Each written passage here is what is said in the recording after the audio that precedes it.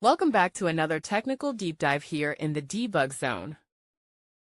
Today we're tackling a big question and breaking it down with insights from other users. Hopefully this clears up some misconceptions and helps you get the answer you need. So buckle up, stay a little curious, and let's jump right in.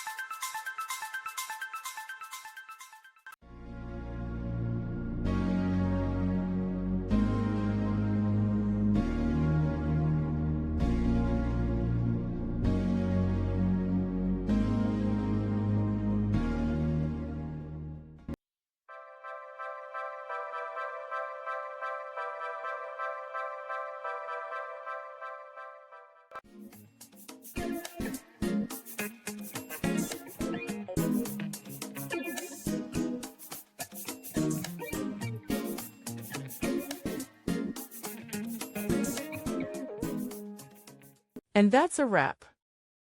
I hope you found the answer you were looking for. If you did, take a second to hit that subscribe button. It really helps out. And let me know in the comments which solution worked best for you. See you next time in the debug zone.